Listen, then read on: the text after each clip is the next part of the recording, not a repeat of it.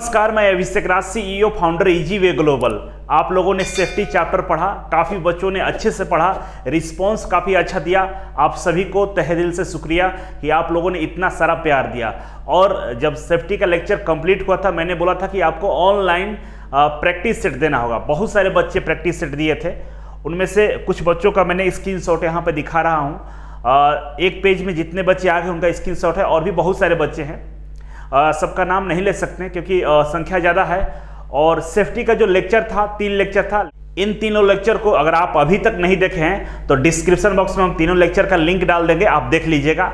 इस वीडियो में हम बताने वाले हैं आपको जो ऑनलाइन एग्जाम मैंने लिया था सेफ्टी चैप्टर का, उस ऑनलाइन एग्जाम का यहाँ पे सॉल्यूशन कराने वाले हैं। 50 क्वेश्चंस है। इन सारे बच्चों ने एग्जाम दिया था। यहाँ पर उनका नंबर दिख रहा होगा, यहाँ पर देख सकते हैं। इन बच्चों का नंबर जो यहाँ पर आया हुआ है, यहाँ पर दिखेगा 38% है, 76% है, 82% है। इसमें से एक 90% भी है। ये ईमेल आईडी है इनका।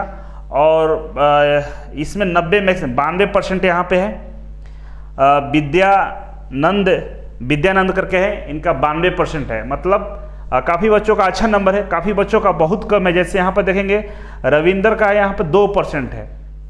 तो इस तरह से कुछ बच्चों का बहुत कम है, बहुत ज़्यादा एक। तो यहाँ पे बहुत सारे बच्चों का काफ़ी कम नंबर है। नंबर कम आने का रीज़न 2 ही हो सकता है। पहला ये है कि या तो बिना लेक्चर देखे हुए डायरेक्ट एग्जाम दे रहे होंगे, या दूसरा ये हो सकता है कि मन से पढ़कर स्टडी करके रिवीजन करके टेस्ट नहीं दिए होंगे, इसीलिए ये सारे नंबर कम दिख रहा है। तो चलिए सीधे आपको ले चलते हैं प्रश्न पे, जहाँ पे सामने ये प्रश्न खुल चुके हैं। ये PDF है प्रश्नों का, जिसमें मैंने टेस्ट लिया था। देखिए यहाँ पर लिखा हुआ सुरक्षा और स्वास्थ्य, और ये सेफ्टी चैप्टर का ही टेस्ट लिया गया था। और ये सारे ट्रेडों के लिए इंपॉर्टेंट है। और इस ट्रेड में यहाँ पर देखेंगे इनका स्कोर कितना हुआ है, 30%। तो चलिए पहला प्रश्न है यहाँ पे कि निम्न में किन चिन्हों में बॉर्डर एवं बीच में बना क्रॉस लाल रंग का होता है। तो आपको आंसर कैसे देना, इस बात को ध्यान रखना होगा। 4 ऑप्शन है: निषेधात्मक चिन्ह, अनिवार्य चिन्ह, सूचनात्मक चिन्ह और चेतावनी चिन्ह। ठीक है, तो क्रॉस ये बोल रहा है कि क्रॉस लाल रंग का होता है। तो आप ध्यान कीजिए, आपको पढ़ाए थे लेक्चर में, याद होगा कि इसमें चारों में से किस में क्रॉस होता है। तो आप देखेंगे कि केवल और केवल निषेधात्मक चिन्ह में क्रॉस होता है और किसी में क्रॉस नहीं होता है। तो आपको अगर कुछ याद भी नहीं होगा, केवल क्रॉस याद होगा, क्रॉस किस में होता है। निषेधात्मक में कैसे होता है, लाल रंग का क्या होता है, सर्कल होता है और उसमें क्रॉस किया होता है ऐसे। तो क्रॉस केवल निषेधात्मक में होता है। तो आपको डायरेक्टली आंसर पता है कि निषेधात्मक में क्रॉस होता है, आंसर कर दिए। तो आपको ट्रिक याद करना पड़ेगा। आप ट्रिक से पढ़ेंगे तो जल्दी आप क्वेश्चन को कर पाएंगे, आप विदिन 1 सेकंड में आप आंसर दे पाएंगे। ठीक है, आगे बढ़ेंगे। अगला प्रश्न है यहाँ पे कि सूचनात्मक चिन्ह की पृष्ठभूमि, खाली स्थान एवं आकार कैसा होता है। तो सूचनात्मक चिन्ह मतलब इंफॉर्मेशन साइन का बैकग्राउंड कैसा होता है और आकृति उसका शेप कैसा होता है। तो आप लोगों को पढ़ाए थे हम कि सूचनात्मक चिन्ह होता है 2 तरीके का, या तो वर्गाकार होगा जो हमारे NCVT सिलेबस में है, निम्मी में जो दिया हुआ वर्गाकार, या आयताकार। ये दोनों में से कोई एक रहता है। ठीक, लेकिन गोलाकार नहीं होता है। तो गोलाकार जो था वो खत्म हो गया, मतलब 2 ऑप्शन तो ऐसे खत्म हो गए। अब बचा आपके सामने 2 ऑप्शन, दोनों में वर्गाकार लिखा हुआ। वर्गाकार तो होता है, कंफर्म है। अब हम डिसाइड करेंगे इसकी पृष्ठभूमि, बैकग्राउंड कैसा होता था। आपको याद है हरा होता है, तो ये हरा वाला सही हो जाएगा। तो एग्जाम में ट्रिक से आप क्वेश्चन हल करेंगे तो कभी भी आपका क्वेश्चन गलत नहीं होगा। ठीक है, आगे बढ़ते हैं हम। नेक्स्ट है तीसरे नंबर पे। तीसरा नंबर देखिए, तीसरा नंबर आपको दिख रहा है, किस तरह के अग्निशामक इलेक्ट्रॉनिक अग्नि को शमन करने योग्य है। इलेक्ट्रिक और अग्नि को बुझाने योग्य होता है। कौन सा अग्निशामक का प्रयोग हम लोग इलेक्ट्रिक से लगी आग को बुझाने के लिए प्रयोग करते हैं। तो यहाँ पर देखिए, soda acid, carbon dioxide, foam type और पानी। तो पानी तो खत्म होगा, पानी से इलेक्ट्रिसिटी से आग को नहीं बुझाते हैं, पानी कट गया। और यहाँ 3 है, 3 में से डिसाइड करना है। तो आपको हम बताए थे कि इलेक्ट्रिसिटी वाले आग को बुझाने के लिए CTC मतलब कार्बन टेट्राक्लोराइड को बनाया गया स्पेशल। लेकिन उसकी अनुपस्थिति में अगर वो आपके पास नहीं है तो इमरजेंसी में आप कार्बन डाइऑक्साइड का उपयोग कर सकते हैं।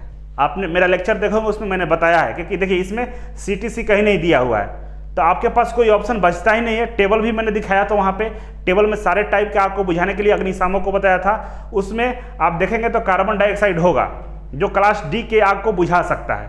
ठीक है, तो यहाँ पर कार्बन डाइऑक्साइड आंसर हो जाएगा। अब हम आगे चलेंगे तो नेक्स्ट है नंबर पे CO2 अग्निशामक निम्नलिखित में से किस प्रकार की अग्नि को बुझाने में काम आता है। तो यहाँ पे देखेंगे चार्ट के अनुसार आपको याद होगा जो CO2 होता है B और D टाइप के आग को बुझा सकता है। D मतलब जो इलेक्ट्रिक उपकरण में या लोहे धातु में आग लगती है उसको बुझाता है जब CTC नहीं हो तो, या फिर जो गैसियस जो आग होती है उसको बुझाने के लिए हम CO2 का प्रयोग कर सकते हैं। 5वें नंबर पर है बिना जूता पहने वर्कशॉप में प्रवेश नहीं करना चाहिए, यह किस प्रकार का सुरक्षा है। बिना जूता पहने वर्कशॉप में प्रवेश नहीं करना चाहिए, यह किस प्रकार का सुरक्षा है। आपके सामने ये 5वें नंबर क्वेश्चन आपको दिख रहा होगा।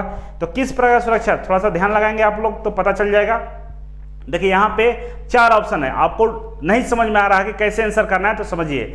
जूता कौन पहनता है, हम पहनते हैं, मतलब खुद को सुरक्षा के लिए पहनते हैं, तो यहाँ पे सीधे आंसर होगा स्वयं की सुरक्षा। ठीक है, आगे बढ़ेंगे कि विद्युत उपकरणों में ऐसे आग वाले प्रतिष्ठानों में किस प्रकार के अग्निशामक यंत्र का प्रयोग करते हैं। मतलब जहाँ पे विद्युत उपकरण का उपयोग किया जाता है, बड़े बड़े बिल्डिंगें हैं जहाँ पे विद्युत की सप्लाई की जा रही है, वहाँ पे किस तरह के अग्निशामक का प्रयोग करेंगे या रखेंगे अगर आग लगती है तो। यहाँ पर दिया है फोम प्रकार के, हेलोन प्रकार के, गैस, स्कॉटिश जल, दाब से भरे जल के प्रकार। तो आपको पता है कि विद्युत उपकरण जहाँ भी लगता है उसको बुझाने के लिए हम लोग किसका प्रयोग करते हैं, हेलोन गैस का। तो हेलोन गैस यहाँ पर ऑप्शन हो सकता है, सही है, क्योंकि यहाँ पे CO2 भी नहीं है, केवल हेलोन है, तो हेलोन टिक कर लेंगे। 7वें नंबर पे है, अब हम बात करेंगे 7वें नंबर का। 7वें नंबर में दिया हुआ है विद्युत कार्यशाला में अग्निशामक हेतु, मतलब आग को बुझाने के लिए विद्युत कार्यशाला, इलेक्ट्रिक वर्कशॉप। वर्कशॉप ध्यान दीजिए, वर्कशॉप मतलब वहां पे बहुत सारे तरह के इलेक्ट्रिक काम किए जाते हैं। तो मान लीजिए कि आपके यहाँ ट्रांसफार्मर का वर्कशॉप है जहाँ पर ट्रांसफार्मर बनाए जाते हैं, तो क्या ट्रांसफार्मर वाले वर्कशॉप में, रूम में, वहाँ पे लकड़ी नहीं होगा, लकड़ी भी होगा, ऑयल भी होगा, गैसेस भी होंगे, मेटल भी होंगे, मतलब चारों तरह की आग लगने की संभावनाएं हैं। वैसे में चारों तरह की आग को बुझाने के लिए 4 तरह के अग्निशामक का प्रयोग किया जाता है। मतलब जितने भी अग्निशामक ऊपर दिए गए हैं सभी सही है। तो चौथा नंबर होगा उपयुक्त सभी तरह के अग्निशामक हमको रखना पड़ेगा, क्योंकि वर्कशॉप है, वर्कशॉप मतलब घर है, और घर में आग लगता है तो किसी भी तरीके से आग लग सकती है। ठीक है, तो हर तरह का अग्निशामक हम लोग रखेंगे। नेक्स्ट है आपके सामने 8वें नंबर पे कि विद्युत संपर्क में आए व्यक्ति को छुड़ाने के लिए क्या करते हैं। तो विद्युत संपर्क में कोई व्यक्ति अगर आता है तो उसको छुड़ाने के लिए क्या करना पड़ेगा। सबसे पहले मेन स्विच को ऑफ कर दीजिए, तो डायरेक्ट है मेन स्विच को ऑफ कर देना चाहिए। ऐसा नहीं कि जाके चाकू से तार नहीं कटना चाहिए, तार काटेंगे तब तक वो निपट जाएगा। पीड़ित को धक्का देकर लाइन से पृथक कर देना चाहिए, धक्का देने जाएंगे तो आप भी चिपक जाएंगे, उसी के साथ खत्म हो जाएगा कहानी आपका भी। उपयुक्त में से कोई ये एक विधि अपना सकते हैं, ऐसा नहीं है, हम मेन स्विच को ऑफ कर देंगे। ठीक है, इसमें से किसी को नहीं, केवल और केवल मेन स्विच को हम लोग ऑफ करेंगे। मेन स्विच करेंगे ऑफ तो मेन सप्लाई कट जाएगा, तो हो सकता है कि बच जाए, वैसे बचने का चांस यहाँ भी कम है, मरेगा ही। नेक्स्ट है 9 नंबर पे कि विद्युत झटके के पश्चात कृत्रिम श्वास क्रिया की निम्न में से किस विधि को में रोगी को छाती के बल जमीन पर लिटाया जाता है। मतलब बोल रहा है कि अगर विद्युत का झटका लगता है, कोई व्यक्ति बेहोश हो जाता है, तो उसको कौन से विधि में उसको छाती के बल, मतलब मुंह नीचे की तरफ होना चाहिए, ऐसे किस विधि में लिटाया जाता है। तो यहाँ पे विधि का नाम दिया गया है। तो आपको 2 तरह की विधि मैंने बताया था, सिल्वेस्टर विधि और शेफर विधि। तो यहाँ पे शेफर विधि में मैंने बताया था कि मुंह नीचे की ओर होता है, और सिल्वेस्टर विधि में मुंह ऊपर की ओर होता है। तो आपका आंसर क्या होगा, शेफर विधि। शेफर विधि में क्या होता है, मुंह नीचे की ओर होता है। ठीक है, जिससे ऑक्सीजन लेवल बढ़ने में यह मदद करता है। आगे बढ़ेंगे 10वें नंबर पे, पूछ रहा है कि लाल रंग का बॉर्डर तथा लाल रंग की क्रॉस पट्टी किस प्रकार के सुरक्षा संकेत के लिए बनाई जाती है। जहां पे ये क्रॉस की बात करता है तो क्रॉस केवल एक ही में आता है, 4 तरह के साइन होती है, यहां पर दिया गया है निषेधात्मक, सकारात्मक, सचेतक, सूचनात्मक। 4 तरह की साइन होती है, ये नाम गलत दिया हुआ है एक्चुअल में, तो आपको पढ़े होंगे 4 तरह की साइन होती है। उसमें से केवल निषेधात्मक में क्रॉस होता है, सर्कल होता है और इसमें क्रॉस लगा होता है रेड कलर का, सर्कल भी रेड कलर का होता है। तो केवल निषेधात्मक मतलब आपको डायरेक्ट आंसर याद होना चाहिए। ठीक है, कहीं गलत होने की संभावना ही नहीं, जो पढ़ाया वही क्वेश्चन आपको दिखेंगे। ये एकदम बिल्कुल इंपॉर्टेंट क्वेश्चन है, आपके एग्जाम में भी ये क्वेश्चन पूछे जाते हैं। 11 नंबर पे प्रश्न है कि विद्युत तारों में लगी आग को बुझाने के लिए किस अग्निशामक का प्रयोग करते हैं। तो विद्युत तार में जब आग लगता है या विद्युत से अगर कहीं आग लगता है मेटल में या कहीं भी इलेक्ट्रॉनिक उपकरण में, तो दो तरह के अग्निशामक का प्रयोग करते हैं। सबसे पहला करते हैं कार्बन टेट्राक्लोराइड, जिसको CTC बोला जाता है या हेलोन गैस बोलते हैं, और दूसरा होता है CO2। CO2 अगर CTC ना हो तो CO2 का प्रयोग कर सकते हैं। इस ऑप्शन में देखेंगे तो मेरे पास CTC यहाँ दिया गया है, हिंदी में लिखा है कार्बन टेट्राक्लोराइड, इसी को CTC बोलते हैं या हेलोन गैस बोलते हैं, तो ये सही है। ठीक है, अब आगे बढ़ेंगे हम, तो यहां पे देखेंगे नेक्स्ट है 12 नंबर पे, कृत्रिम श्वसन क्रिया की सरलतम विधि क्या है? सबसे आसान विधि क्या है कृत्रिम श्वसन का? तो आप लोगों को पता होगा, मुंह से मुंह किसी को हम लोग श्वास दे सकते हैं। जब हम श्वास लेते हैं तो 20% ऑक्सीजन को लेते हैं, ठीक है, और जब हम छोड़ते हैं तो 14% ऑक्सीजन को वापस छोड़ देते हैं। केवल 6% ही ऑक्सीजन हमारे फेफड़ों में रह जाता है। ठीक है, तो 14% जो ऑक्सीजन आप छोड़ते हैं इसको किसी को मुंह में दे सकते हैं। वैसे आप लोग का एक्सपीरियंस होगा ये मुंह टू मुंह देने वाला, बहुत सारे बच्चे इस तरह का काम करते रहते हैं। आगे बढ़ते हैं, तो यहां पे देखें 13 नंबर पे, विद्युत उपकरण में स्पार्किंग का कारण हो सकता है। विद्युत उपकरण में स्पार्किंग का कारण क्या हो सकता है? तो यहाँ पर दिया है ढीला कनेक्शन, दोषपूर्ण उपकरण, लघु परिपथ, खुला परिपथ। तो खुला परिपथ का मतलब क्या होता है? उसके पे कवर नहीं चढ़ाया हुआ गया है, तो ये गधा गलत कर दिया है। होगा ढीला कनेक्शन, ढीला रहेगा तब ना हिलता रहेगा, हिलेगा तो स्पार्किंग होती रहेगी, चिंगारी निकलता रहेगा। बोलता है ना कि हिल रहा है कहीं, तो वही हिलता रहता है। तो ढीला नहीं होना, टाइट होना चाहिए। किसी भी कहीं भी अगर विद्युत का सप्लाई कर रहे हैं तो उसके जो जहां से इलेक्ट्रिसिटी जा रही है उसको बिल्कुल टाइट होना चाहिए। थोड़ा सा भी ढीला रहेगा तो स्पार्किंग करेगा, उससे आग भी लगने की संभावनाएं बनी रहती है, इसलिए इसको टाइट रखिए हमेशा। 14 नंबर पर है, घावों को भरने के लिए प्राथमिक उपचार के डब्बे में खाली स्थान की ट्यूब होती है। घाव को भरने के लिए अब किस तरह का घाव हो, एक होता है कि जख्म से काटा है या दर्द हो रहा है, अलग अलग तरह के घाव होते हैं। लेकिन जो वर्कशॉप की बातें कर रहा हूँ वहाँ पर अगर कट गया, पैर कट गया, किस तरह का आपको ब्लडिंग हो रहा है, तो उस कंडीशन में बीटाडीन दिया जाता है आपको दर्द को कम करने के लिए। बीटाडीन खाइएगा तो दर्द कम हो जाएगा। दिल का दर्द कम नहीं होगा, ये जो घाव लगता है उसका दर्द कम हो जाएगा, तो बीटाडीन से कम हो जाता है। ठीक है, ये दवा है, मेडिकल स्टोर पर मिलता है बीटाडीन, बाकी अलग अलग दवाएं हैं, लेकिन बीटाडीन से ये ठीक हो जाता है। 15 नंबर पे है, वर्कशॉप में भारी सामान उठाते समय अधिकतम भार शरीर के किस अंग पर होता है? तो वर्कशॉप में जब सामान उठाते हैं तो आप उठाकर देखिएगा, आपके पैरों पर सबसे ज्यादा वजन होता है। जैसे घर होता है ना, घर पे सबसे ज्यादा लोड कहाँ होता है? पिलर पे होता है। तो आपका बॉडी का जो पैर है वो पिलर है, सामान उठाइएगा तो आपके पैरों पे सबसे ज्यादा लोड आता है। बहुत सारे बच्चे बोल रहे हैं कंधों पर, देखिए गधा कंधा पर मरा है, छाती पे, पीठ पर, ऐसा नहीं होता है, पैरों पर आता है। ठीक है, आगे बढ़ेंगे डायरेक्ट। क्वेश्चन है कि निम्नलिखित में से सुरक्षा का कौन सा प्रकार व्यवसायिक सुरक्षा नहीं है? ठीक है, 4 ऑप्शन है, मशीन सुरक्षा, शरीर सुरक्षा, कार्य सुरक्षा, सड़क सुरक्षा। तो व्यवसायिक सुरक्षा, व्यवसाय कहाँ होता है? वर्कशॉप में होता है। वर्कशॉप में प्रोडक्शन होती है, वहां पर हम लोग काम करते हैं। वहां पे कौन कौन सी सुरक्षा होती है? खुद को बचाना होता है, मतलब स्वयं की सुरक्षा। वहां पर मशीन होता है, मशीन की सुरक्षा। वहां पे वर्कशॉप होता है, वर्कशॉप की सुरक्षा। लेकिन वहां पर सड़क नहीं होता है, तो ये हो जाएगा वहां पे सड़क की सुरक्षा नहीं की जाती है, मतलब ये व्यवसायिक सुरक्षा नहीं है। वहीं पूछ रहा था कि नहीं है, ठीक ना। बहुत सारे बच्चे यहाँ नहीं आएंगे, यहीं से वापस चले जाएंगे और कर देंगे ये सही है, कंफ्यूज हो जाएंगे। पूरा क्वेश्चन को पढ़िए, नहीं कहा है इसमें से कौन सा सुरक्षा व्यवसायिक सुरक्षा नहीं है। नहीं है मतलब सड़क का सुरक्षा हम लोग नहीं करते हैं। हम लोग किसको करते हैं? वर्कशॉप का सुरक्षा करते हैं, मशीन की सुरक्षा करते हैं, खुद का सुरक्षा करते हैं। ठीक है, आगे बढ़ेंगे। नेक्स्ट है 17 नंबर पे, यदि, ये भी हमने क्वेश्चन क्लासरूम में लगवाया था जब लेक्चर ले रहा था, ये क्वेश्चन था, यदि पेट्रोल, तेल या विद्युत की वजह से आग लगी हो तो बुझाने वाला अग्निशामक क्या होता है? तो देखिए पेट्रोल और तेल ये लिक्विड फॉर्म वाला होता है, ठीक ना, लिक्विड जिसमें आग लगती है। और ये विद्युत मतलब डी टाइप के जो आग होता है उसको विद्युत वाली आग बोलते हैं, जिसमें इलेक्ट्रिक से आग लगती है। तो दोनों बुलाए कि ये तीनों एक साथ हो तो किससे हम बुझाएंगे? तो आपको हम बताए थे क्लास में कि जो हेलोन गैस होता है, जो इसको हम CTC भी बोलते हैं, ये जो CTC गैस होता है ये हर तरह के आग को बुझाने में सक्षम है, लेकिन इसका प्रयोग केवल इलेक्ट्रिसिटी को बुझाने के लिए किया जाता है। लेकिन जरूरत पड़ने पे इसके द्वारा हम किसी भी तरह के आग को बुझा सकते हैं। ठीक है, इसीलिए ये CTC यहाँ पे होगा। ठीक है, आप सोच रहे होंगे कि ये B टाइप का आग है और ये D टाइप का आग है विद्युत वाला, तो ये इसको कैसे बुझाएगा? ऐसा नहीं है, एक साथ सभी एक ही जगह हो और आपके पास केवल इस चारों में से एक ऑप्शन हो कि किसी एक से आपको बुझाना है तो आप CTC से इसको बुझा सकते हैं। ठीक है, आगे बढ़ते हैं। नेक्स्ट है दुर्घटना क्या है? दुर्घटना क्या है? तो यहां पर देख सकते हैं योजना विहीन घटना या अनियंत्रित घटना, अनिच्छुक घटना, उपयुक्त समय। योजना विहीन दुर्घटना होता है तो क्या आपसे पूछ के आता है क्या कि मैं बीमार पड़ने वाला हूं, आपका एक्सीडेंट हो गया, पूछता तो नहीं है, मतलब योजना विहीन होता है।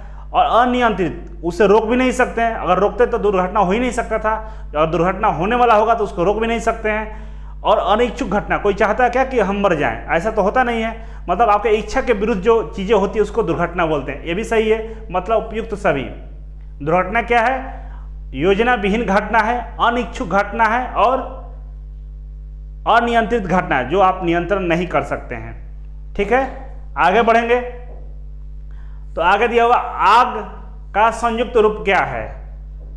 आग क्या है? आग किन किन चीजों से बना होता है? अब इसको इतने अच्छे से हम बताए थे, फिर भी ये गधा गलत किया हुआ है। आग क्या है आप लोग को पता होगा। आग में क्या होता है? ईंधन होता है, उसके लिए उष्मा होती है और ऑक्सीजन होता है, तीन चीजें जब मिलता है तो आग लगता है। आग के लिए मैंने बताया था, एक तो आपके पास ईंधन होना चाहिए, ईंधन मतलब फ्यूल, ठीक, जैसे लकड़ी, पेट्रोल, डीजल, फ्यूल हो गया। टेम्परेचर होना चाहिए, मतलब तापमान होना चाहिए, तापमान मतलब उष्मा होना चाहिए, और ये दोनों रहेगा। इसके बाद ऑक्सीजन, O2, मतलब ऑक्सीजन रहेगा तो यहाँ पे आग लग जाती है। ठीक है, ये तीनों मिलता है तो आग लगता है, फिर भी ये गलत कर दिया। इतना अच्छे से मैंने इस लेक्चर को लिया है, आप लोग देख सकते हैं यूट्यूब पे लेक्चर में, तो आपको आग के बारे में जानकारी अच्छे से दिया गया है। 20वें नंबर पे है कि काम करते समय कोई दुर्घटना ना हो, इसके लिए क्या करना चाहिए? काम करते समय कोई दुर्घटना ना हो उसके लिए क्या करना चाहिए? तो सुरक्षा के नियमों का पालन करना चाहिए। सीधी सी सवाल है, काम को अच्छे तरीके से करें, ठीक है, अच्छे से करें, लेकिन काम अच्छा से करें, आपको जानकारी नहीं है कि इसको कैसे करना है तो भी गड़बड़ है। दूसरा, काम को केवल अपने तरीके से करें, ये तो महा गलत काम है। बताया गया है कि लेफ्ट चलना है, आप चलिएगा राइट तो मरिएगा, तो अपने तरीके से नहीं चलना है, जो नियम जो कहता है उसके अनुसार काम करना है। तीसरा नंबर पर सुरक्षा के नियमों का पालन करें, बिल्कुल यही सही है। अगर सुरक्षा के नियम का पालन करेंगे, उसके अकॉर्डिंग काम करेंगे तो आपका काम सही होगा। नेक्स्ट है सुरक्षा करने वाले वस्तुओं का उपयोग करें, यह भी करना चाहिए, लेकिन ये नियम में सब आ जाता है। सुरक्षा के नियम का पालन करके काम करेंगे तो इसमें सब आता है। इसमें क्या कहता है? सुरक्षा करने वाले वस्तुओं का उपयोग करना, काम को कैसे करना उसके बारे में भी बताया जाता है, मतलब ये इसमें सब इंक्लूड है, तो ये वाला सही हो जाएगा। ठीक है, नेक्स्ट हम आगे बढ़ेंगे 21वें नंबर पे कि तेलीय फर्श को कैसे साफ किया जाता है, इसके भी बारे में मैंने बताया था। तेलीय फर्श को लकड़ी के बुरादे से साफ करते हैं, ठीक ना। ये कार्बन डाइऑक्साइड में रेत का छिड़काव बोला, ये सबसे नहीं होता, कॉटन से भी नहीं। कॉटन से साफ कीजिएगा तो फिसलन रहेगा, लेकिन लकड़ी के बुरादे से अगर साफ करते हैं तो उससे क्या तो तेल को सोख लेता है, तो फिसलन नहीं होती, आप फिसलिएगा नहीं। इस क्वेश्चन को भी मैंने बताया था लेक्चर में। ठीक है, आगे बढ़ते हैं। नेक्स्ट है 22वें नंबर पे 5S प्रणाली से क्या लाभ है। 5S प्रणाली से क्या लाभ है आपको पढ़ाया था, अलग से पूरा एक टॉपिक ही है। तो इसमें क्या होता है, उत्पादन क्षमता बढ़ जाता है, और ये कहाँ से लिया गया था? जापान से लिया गया था। किस लिए? अपने प्रोडक्शन को बढ़ाने के लिए 5S का प्रयोग क्यों करते हैं? प्रोडक्शन को बढ़ाने के लिए, मतलब उत्पादन को बढ़ाने के लिए। ठीक है, आगे बढ़ेंगे। क्या हटाकर आग बुझा सकते हैं, इसको भी मैंने लेक्चर में बताया था। क्या हटाकर आग बुझा सकते हैं?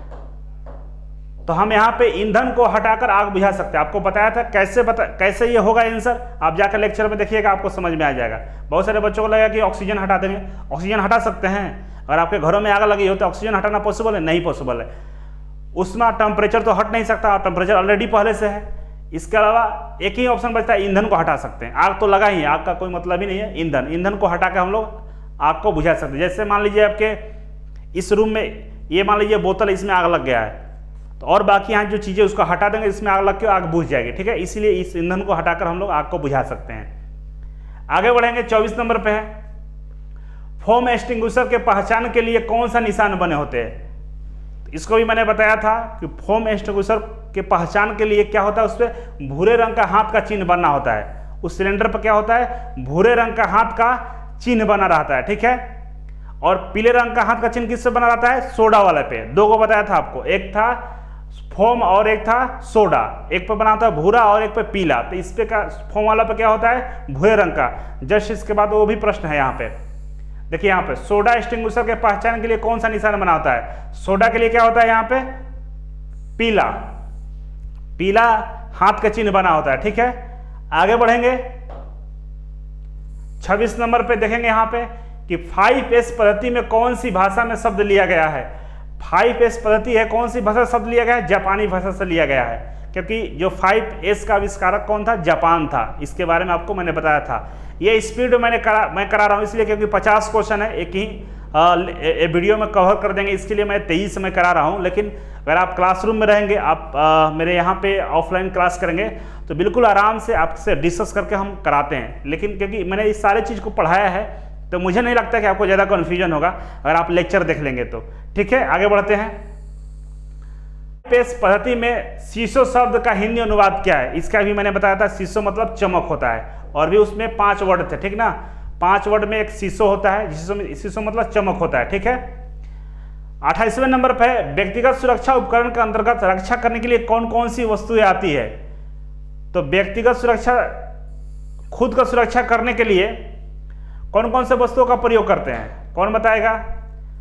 तो जूता, हेलमेट, काले चश्मे, ये सभी तो सबका तो प्रयोग करते ही हैं। खुद को बचाने के लिए हेलमेट भी चाहिए, जूता भी चाहिए, चश्मा भी चाहिए, आंख में भी झटके लग सकते हैं, तो मतलब यहाँ पे सभी होगा, ठीक है।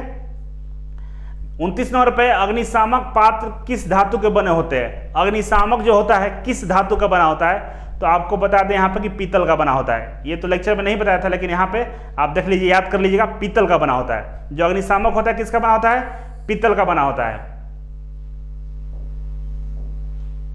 नेक्स्ट है, कार्बोनेशियस आग कौन सी होती है। तो कार्बोनेशियस आग किसको बोलते हैं। एक तो होता है आग 4 प्रकार का होता है, पता है आपको, ABCD करके। और ए में जो ठोस वस्तुओं में जो आग लगती है उसको हम लोग एक कैटेगरी में रखते हैं, ठीक है। लेकिन ठोस में भी कुछ अपवाद है, जैसे लकड़ी और कोयला, इससे अगर आग लगता है इसको हम कार्बोनेशियस आग बोलते हैं। जीवाश्म से जो बनता है उसमें अगर आग लगता है उसको कार्बोनेशियस आग बोलते हैं, जिसमें लकड़ी को, कोयला को रखा जाता है और इसको बुझाने के लिए सोडा एसिड का प्रयोग किया जाता है, ठीक है। कार्बोनेशियस आग कौन सी होती है, लकड़ी और कोयला, इसको बुझाने के लिए सोडा एसिड का हम लोग प्रयोग करते हैं, ठीक है, याद रखिएगा। आगे बढ़ेंगे, मशीन पर कार्य करते समय क्या लिखा हुआ है, मशीन पर कार्य करते समय खराब हो जाए तो क्या करना चाहिए। कभी कभी प्रश्न क्या ऐसे होते हैं कि जो आपको देखने से पता नहीं चलेगा इसका आंसर क्या करें, लेकिन अगर आप ऑप्शन देखेंगे तो आपको समझ में आ जाएगा। पहला ऑप्शन क्या है, दुर्घटना में लगी भीड़ में खड़ा हो जाना चाहिए, ये तो सही नहीं है। दूसरा है दुर्घटना करके भाग जाना चाहिए। तीसरा है दुर्घटना की सूचना शीघ्र उच्च अधिकारियों को देना चाहिए। चौथा है दुर्घटना की जानकारी छुपानी चाहिए। तो 3 तो ऐसे ही गलत दिख रहा है, मतलब उच्च अधिकारी को सूचना दे देना चाहिए कि यहाँ पे दुर्घटनाएं हुई है, क्योंकि उसका निवारण करेगा उच्च अधिकारी ही, एक्शन लेगा, जो भी तत्काल कार्रवाई करनी होगी। 33 नंबर पे है कि व्यक्तिगत सुरक्षा उपकरण के कौन कौन से प्रकार हैं। व्यक्तिगत सुरक्षा किस प्रकार से किया जाता है। तो पहला है खतरों के आधार पे, शरीर की रक्षा के आधार पे, कपड़ों के आधार पे, ये सभी। तो देखिए व्यक्तिगत सुरक्षा जो होता है, जैसे मान लीजिए आपको हेलमेट भी पहनना है, चश्मा भी पहनना है, जूता भी पहनना है, मतलब पूरा बहुत सारे ऐसे PPE होते हैं जो सबको पहनना पड़ता है, लेकिन किसको कब पहनना है ये डिसाइड कैसे करते हैं, हम लोग खतरों के अनुसार करते हैं। जैसे लेथ मशीन पर काम करेंगे, ड्रिलिंग मशीन पर काम करेंगे तो आपको चश्मा लगाना पड़ेगा, ठीक है। इसके अलावा अगर आप मान लीजिए वर्कशॉप में खड़े हैं, वहाँ पे बहुत सारे हैंगिंग वाले काम हो रहे हैं, मतलब लटके हुए बहुत सारे मटेरियल आ रहे हैं जा रहे हैं, तो सर पे गिरने का संभावना, तो हेलमेट पहनते हैं। जगह खड़ा है जहाँ पे बहुत सारे कील है, नुकीले चीज़ें चुभने का डर है, वहाँ पर हम जूते पहन लेते हैं। इसके अलावा कहीं साउंड बहुत ज़्यादा आ रहा हो तो वहाँ पे हम लोग कान में एयर प्लग लगा लेते हैं, जो हमारे साउंड, बाहर वाले साउंड को अंदर नहीं जाने देता है। तो ये सब क्या कर रहे हैं हम लोग, खतरों के अनुसार, डिस्टर्बेंस के अनुसार हम लोग अपना पहनावा को पहन रहे हैं। इसका मतलब क्या होगा, खतरों के आधार के अनुसार, आधार पे हम लोग कपड़े को डिसाइड करते हैं, स्वयं की सुरक्षा करते हैं, व्यक्तिगत सुरक्षा करते हैं, ठीक है। आगे बढ़ेंगे, 34 नंबर पे है कि बिना हैंडल वाली रेती का प्रयोग से क्या हानि है। बिना हैंडल वाला रेती का प्रयोग करेंगे तो उसमें क्या हानि होगा। पहला ऑप्शन है सतह सही नहीं बनेगा, चोट लग जाएगी, फाइल हाथ से गिर जाएगी, उपयुक्त सभी, ये उपयुक्त सभी होगा। हैंडल अगर फाइल में नहीं होगा तो क्या होगा, सबसे पहले कि मान लीजिए फाइलिंग कर रहे हैं तो फाइलिंग सही नहीं होगा, जो चिकनाहट होगा, जो लेवल होगा इक्वल नहीं बनेगा, कहीं ज़्यादा घिस जाएगा, कहीं कम घिस जाएगा। इसके अलावा आपको चोट लग सकता है, जो उसको पीछे वाला भाग नुकीला होता है फाइल का, तो आपके हाथों में घुस सकता है, आपको यहाँ पे जख्मी कर सकता है। इसके अलावा फाइल हो सकता है आपके हाथ से छूट के गिर जाए। और तो चौथा क्या है, ये सभी चीज़ें हो सकती है आपके साथ, ठीक है। आगे बढ़ेंगे 35 नंबर पे, इनमें से सबसे आवश्यक पीपीई क्या है? आपको बताया था कि सबसे आवश्यक पीपीई क्या होता है? दो तरह का पीपीई होता है, एक होता है मैंडेटरी और एक जनरल पीपीई। मैंडेटरी में दो होता है, जूता होता है, हेलमेट होता है। हेलमेट और जूता सबसे मैंडेटरी होता है, और इन दोनों में से एक को चुना हो तो आप क्या चुनेंगे? हेलमेट को चुनेंगे। मान लीजिए जूता भी दिया है, हेलमेट दिया है, पूछेगा इनमें सबसे जरूरी क्या है, तो हेलमेट सबसे जरूरी है, क्योंकि सर बचेगा तो ही आप जिंदा रह पाएंगे या किसी चीज़ को समझ पाएंगे। पैर में चोट भी आ जाएगी तो काम चल जाएगा, लेकिन सर में चोट आ जाएगा तो हो सकता है पागल हो जाएंगे, हो सकता है आपका ब्रेन हेमरेज हो जाए, हो सकता है मर जाए। तो सर की सुरक्षा सबसे पहले की जाती है, ठीक है, इसीलिए यहाँ पे हेलमेट होगा। 30 नंबर है कि बिजली की आग बुझाने के लिए निम्न में से कौन सा अग्निशामक का प्रयोग नहीं करना चाहिए? अब नहीं करना चाहिए लिखा हुआ है, बिजली की आग बुझाने में किसका प्रयोग नहीं करना चाहिए? बहुत सारे बच्चे तो इधर नहीं आएंगे, इधर ही रहेंगे, बिजली की आग बुझाने के लिए नीचे आएंगे और हेलोन गैस मार देंगे और गलत हो जाएगा। तो परीक्षा में ये भी ध्यान रखना होता है कि पूरा क्वेश्चन को पढ़िए सही से और ध्यान दीजिए कि पूछ क्या रहा है। पूछ रहा है क्या कि बिजली की आग बुझाने का उसका प्रयोग नहीं किया जाना चाहिए। तो कभी भी हम झाग वाले जो अग्निशामक होता है उसका प्रयोग नहीं करेंगे, या जल का प्रयोग नहीं करेंगे। किसका करेंगे? हेलोन गैस का करेंगे, कार्बन डाइऑक्साइड का करेंगे, सूक्ष्म पाउडर का भी हम लोग छिड़काव करके आग को बुझा सकते हैं। तीनों का कर सकते हैं, लेकिन झाग वाले को नहीं करेंगे यहाँ पे। तो प्रश्न काफी इंपॉर्टेंट था, प्रश्न अगर पढ़ेंगे सही से तो आप सही से आंसर दे पाएंगे। नेक्स्ट है 37 नंबर पे कि विद्युतीय करंट का मनुष्य के शरीर पर क्या प्रभाव डालता है? विद्युत का करंट आपको लग जाए, विद्युत का झटका लग जाए तो आपको क्या परेशानी होगा? उस समय क्या परेशानी होगा? पहला, बेहोश हो जाइएगा। दूसरा है सांस रुक सकता है, मरने के किनारे पहुंच सकते हैं। ये तीनों घटनाएं आपके साथ घट सकती है। आप बेहोश हो सकते हैं, करंट का जो झटका है थोड़ा सा खतरे से कम है तो आप बेहोश हो सकते हैं, या हमेशा के लिए चले जाएंगे, सांस रुक जाएगा, खत्म हो जाएगा कहानी, या मरने के मतलब लगता है कि वेंटिलेटर तक जा सकते हैं, मतलब सांस बिल्कुल रुक जाएगा, एकदम मरने के कंडीशन में तुरंत चले जाएंगे, ये भी हो सकता है। मतलब ये तीनों घटनाएं आपके साथ हो सकती है, ठीक है। आगे बढ़ेंगे। 38 नंबर क्वेश्चन, थोड़ा सा क्वेश्चन में प्रॉब्लम है, आपको बताते हैं कि ये पूछ रहा है कि बिजली से जो आग लगती है उसको बुझाने के लिए एक अग्निशामक का प्रयोग करते हैं जो पीतल का बना होता है, वो अग्निशामक कौन सा है? तो कौन सा है? CTC है, सब तो पीतल का ही होता है, CTC इसमें नाम दिया गया, CTC हम मार देंगे। 39 नंबर है, बिजली की आग बुझाने के लिए निम्न में से किसका प्रयोग नहीं किया जाना चाहिए? देखिए, नहीं किया जाना चाहिए, किसका प्रयोग नहीं किया जाना चाहिए? तो यहाँ पे 4 ऑप्शन है, देखिए, पानी का, इसका भी प्रयोग नहीं करेंगे, फोम फायर अग्निशामक का, इसका भी प्रयोग नहीं करेंगे, और इसका उपयुक्त सभी, उपयुक्त में से कोई एक। तो कोई एक मतलब किसी का प्रयोग हम नहीं कर सकते, मतलब उपयुक्त सभी का प्रयोग हम नहीं करेंगे, क्योंकि पानी का प्रयोग नहीं कर सकते बिजली से आग को बुझाने के लिए, क्योंकि और वहाँ पे बिजली इलेक्ट्रिसिटी का झटका और बढ़ सकता है, क्योंकि वो पानी क्या होता है? बिजली का सुचालक होता है। फोम भी सेम पानी ही जैसा होता है, वो भी इलेक्ट्रिसिटी का सहायता करता है आगे बढ़ने के लिए। यहाँ भी झटका, जो बिजली का झटका लगेगा और ज़्यादा बढ़ सकता है, ठीक है। तो ये होगा उपयुक्त सभी, इसमें से किसी का प्रयोग नहीं करेंगे। नेक्स्ट है 40 नंबर, आप देखिए यहाँ पे, चेतावनी संकेतों को बताने के लिए किस आकार का उपयोग किया जाता है? चेतावनी चिन्ह को बताने के लिए किस आकार का प्रयोग किया जाता है? तो याद है आपको, त्रिभुजाकार, इस तरह का चेतावनी चिन्ह बना होता है, त्रिभुज के अंदर में वो चीजें बनाई रहती है, ठीक है। जैसे आप लोग देखे होंगे कहीं बिजली का खतरा हो तो ऐसे किया रहता है,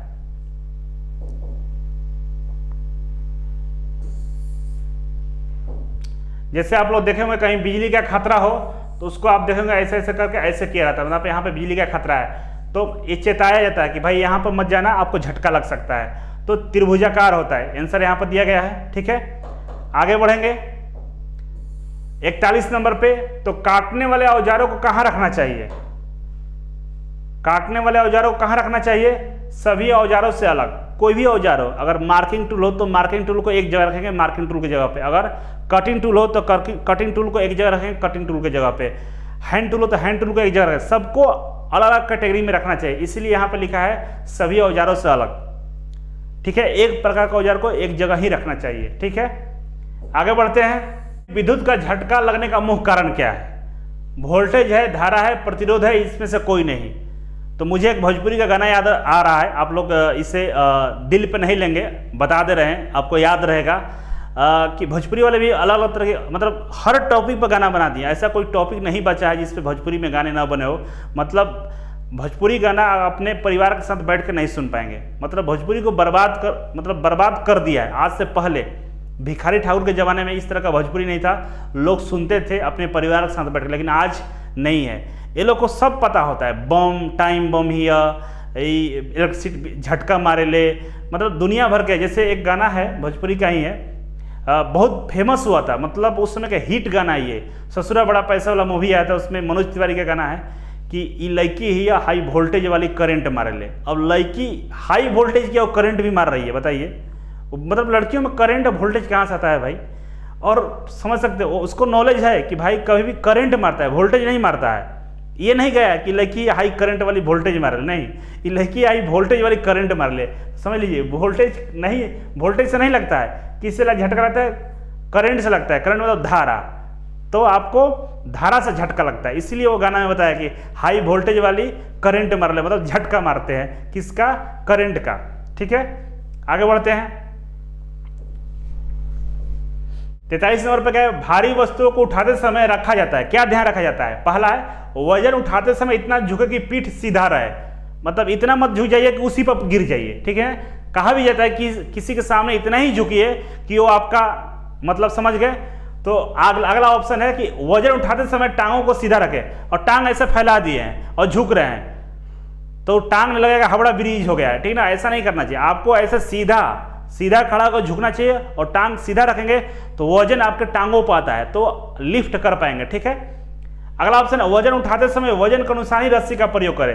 वजन है 75 kg का और धागा से उठा रहे हैं, उठेगा? नहीं उठेगा, तो रस्सी भी उतना मजबूत होना चाहिए। उपयुक्त सभी सही है।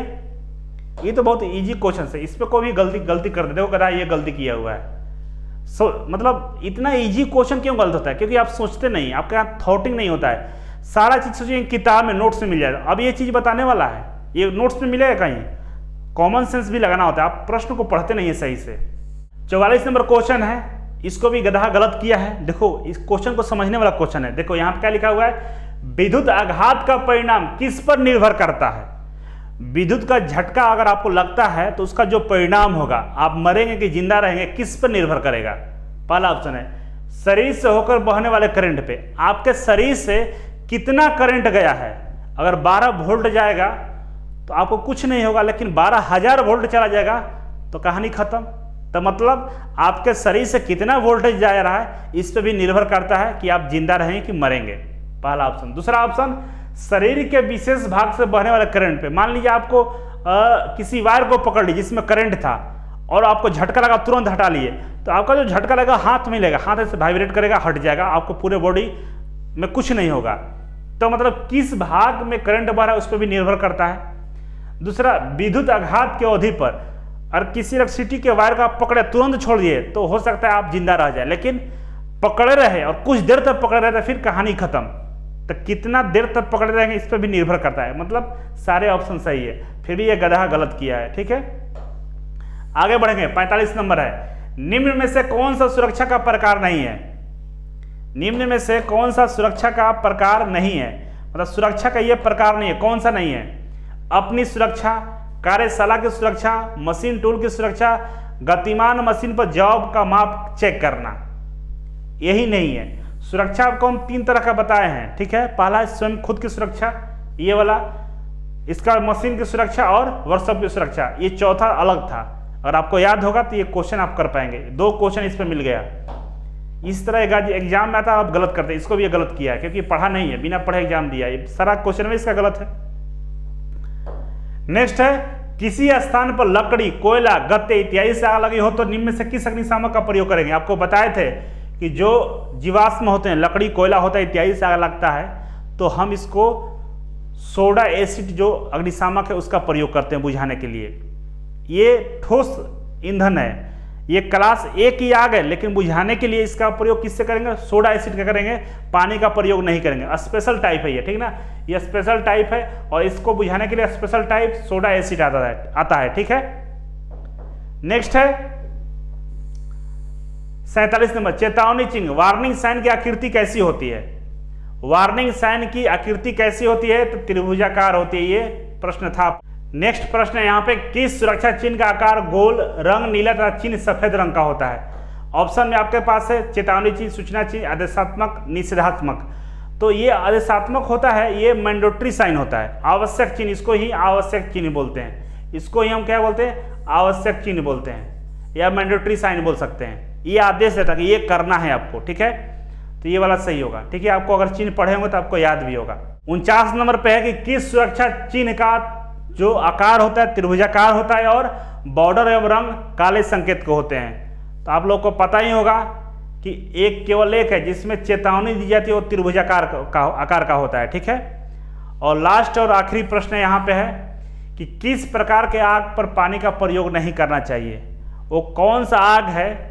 4 तरह का आग होता है, पता है, ABCD, उस जिस पे हम लोग पानी का प्रयोग नहीं करेंगे। तो कभी भी हम जो तेलीय पदार्थ, जो बी कैटेगरी की आग होती है, जो तेलीय होती है, ऑयली आग होता है, उस पर पानी का प्रयोग नहीं करेंगे। क्यों नहीं करेंगे?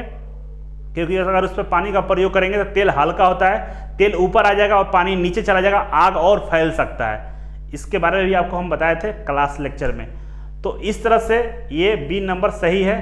और आपके टेस्ट के सारे प्रश्न को मैंने यहाँ पे डिस्कस कर दिया। ये डिस्कशन क्लास था एक्चुअली, और काफ़ी टाइम नहीं लिया मैं जल्दी में कर दिया इसलिए क्योंकि 50 क्वेश्चन थे और ये सब मैंने पढ़ाया था। अगर आप मेरे लेक्चर को देखे होंगे सही से तो ये सारे क्वेश्चन कर पाएंगे। तो एग्जाम में आप कोई भी एग्जाम देने जाएंगे ITI कॉम्पिटिटिव लेवल का, तो 2, 3, 4 क्वेश्चन इससे रहते हैं। मिनिमम 2 क्वेश्चन रहेंगे, मैक्सिमम 3, 4 क्वेश्चन रह सकते हैं। और ये फ्री का नंबर आपको मिल जाएंगे अगर आप सही से पढ़ेंगे तब। मात्र 2 घंटा का लेक्चर है, इससे मिलाकर 3 घंटा होगा और आप 3 घंटा में 3 क्वेश्चन कंफर्म कर लेंगे, ठीक है। आई होप कि आप लोग समझ गए होंगे। और आप इजी वे कोचिंग ज्वाइन करना चाहते हो तो हमारे हेल्पलाइन नंबर पे कॉल करके आप पता कर सकते हैं कि यहाँ पे जो ऑनलाइन बैच है, ऑफलाइन बैच है, इसका टाइमिंग क्या है, कब चलाई जाती है, सारा जानकारी आपको मिल जाएगा। चलिए आज के लिए इतना ही था। Thank you so much. फिर मिलते हैं आपसे एक नई वीडियो, एक नई जानकारी के साथ। तब तक के लिए नमस्कार।